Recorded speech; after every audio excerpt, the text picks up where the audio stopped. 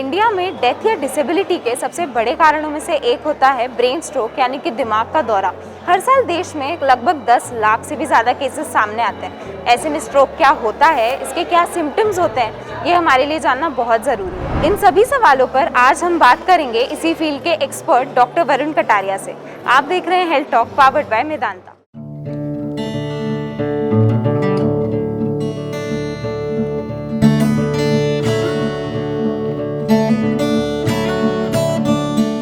तो सर, सबसे पहले तो आप मुझे ये बताएं कि अगर आसान भाषा में बात करें तो ब्रेन स्ट्रोक या दिमाग का दौरा होता क्या है? सो आई थिंक ये बहुत ही इंपॉर्टेंट क्वेश्चन है और बहुत रेलेवेंट है आज की तारीख में। बिकॉज इसलिए मैं बोल रहा हूँ बिकॉज अभी जो कोरोना पीरियड चल रहा है और जो कोरोना हमने देखा उसमें ब्रेन स्ट्रोक यंग लोगों में बहुत देखने को मिला।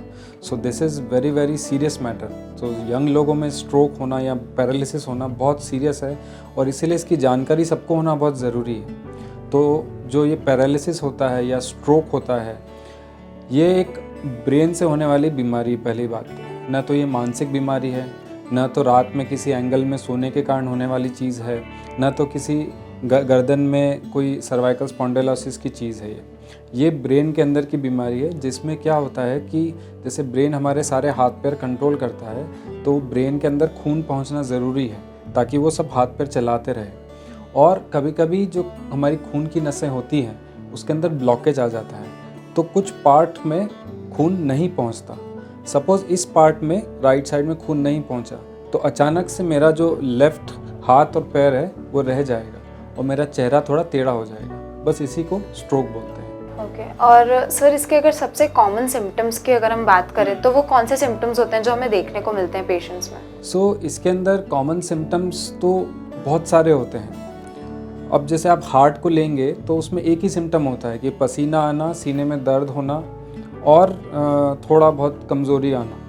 सारे ही हार्ट पेशेंट में यही सिम्टम आता है। अनफॉर्चुनेटली ब्रेन के चीज़ों में अलग अलग आता है, क्योंकि ब्रेन हमारी आंखों को भी कंट्रोल करता है, हमारी कान को कंट्रोल करता है, हमारे हाथ को कंट्रोल करता है। सो अलग अलग उसके सिम्टम्स आ जाते हैं। तो ब्रेन के अंदर सबसे कॉमन सिम्टम समझने के लिए एक चीज़ समझना है, बी फास्ट। बी से बैलेंस। सो अचानक से अगर आपका बैलेंस बिगड़ जाए, चलते चलते अचानक लड़खड़ाहट होने लग जाए, तो बी से बैलेंस। बी के बाद ई आता है, तो ई से आइज़। सो अचानक से अंधे हो जाना या अचानक से एक तरफ दिखना कम हो जाना, तो विजन से रिलेटेड सिम्टम। फिर आता है एफ, बी फास्ट का एफ। एफ से हमारा फेस। सो जैसे मेरा फेस अभी सिमेट्रिकल है, तो इसमें अचानक से अगर थोड़ा टेढ़ापन आने लगे तो ये एक बहुत इंपॉर्टेंट सिम्टम है, एफ। फिर ए से आता है आर्म। आर्म मतलब हमारे हाथ। तो हमारे हाथ अगर हम सीधा रखें तो दोनों सीधा होना चाहिए। अगर ये हाथ में हल्का सा टेढ़ापन आने लगे या हमारी साइन करने में दिक्कत आने लगे, पेन पकड़ने में दिक्कत आने लगे, तो ये जो अचानक होने वाली जो हाथ में कमज़ोरी है, ये भी एक इम्पॉर्टेंट सिम्टम है। उसके आगे आता है एस। एस से हमारी बोली या स्पीच। तो बोलने में अगर मोटापन आने लगे, जैसे कि मैं भी बोलना कुछ इस टाइप से आने लगे, या मैं आपका नाम भूल गया। सपोज़ मैं आपको बहुत टाइम से जानता हूँ और आप आए और मैं आपका नाम ही रिकॉल नहीं कर पा रहा हूँ, कुछ का कुछ बोल रहा हूँ, पेन को पेंसिल बोल रहा हूँ, तो ये जो स्पीच का आता है दिक्कत। तो अगर इनमें से कोई भी सिम्टम आता है, बैलेंस, आइज़, फेस, आर्म या हाथ, स्पीच, तो फिर टी से टाइम वेस्ट नहीं करना है और तुरंत ऐसे हॉस्पिटल जाना है जहाँ पे हमारे पास सीटी स्कैन की एटलीस्ट व्यवस्था हो, ताकि हमारा तुरंत उपचार चालू हो सके। So be fast is the key. तो सर, हमने तो अभी बात करी सिम्टम्स की। अब अगर पेशेंट को टाइम पे हॉस्पिटल लाया जाता है तो किस तरह से प्रोसेस होती है ट्रीटमेंट की? डॉक्टर्स क्या टेक रहता है डॉक्टर्स का?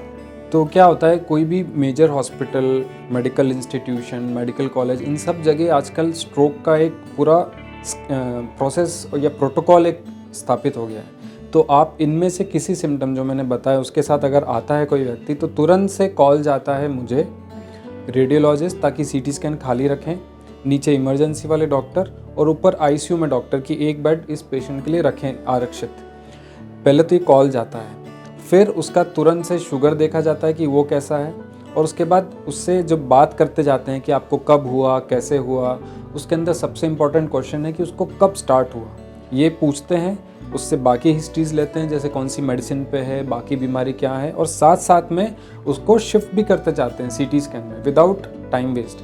और सीटी में जाते से ही उसका तुरंत सीटी होता है। मैं सीटी स्कैन में पहुंचता हूं, देखता हूं कि उसमें क्या है दिक्कत, और उसके हिसाब से उसका ट्रीटमेंट स्टार्ट होता है। तो उसके ट्रीटमेंट में आजकल फॉर्चुनेटली ऐसे इंजेक्शंस आ गए हैं जिससे कि तुरंत क्लॉट घुल जाता है, पर वो इंजेक्शन के अंदर हमारा टाइम लिमिट रहता है। तो अभी जो इंटरनेशनल गाइडलाइंस है उसके हिसाब से 4.5 से 6 घंटे तक का हमारे पास टाइम है जब किसी को स्टार्ट होता है, और अगर हम उसके बीच में पकड़ लेते हैं इस टाइम के दौरान तो उसको वो इंजेक्शन से इम्प्रूव कर सकते हैं, उसको रिवर्स कर सकते हैं उसका प्रॉब्लम। और अगर हमारा ये टाइम चले जाता है जिसको हम विंडो पीरियड बोलते हैं, तो फिर हमारा पेशेंट को हम इतना अच्छा ट्रीटमेंट नहीं दे पाते, और फिर उसको हो सकता है लाइफ लॉन्ग लाचारी रहे या लाइफ लॉन्ग पैरालिसिस रहे।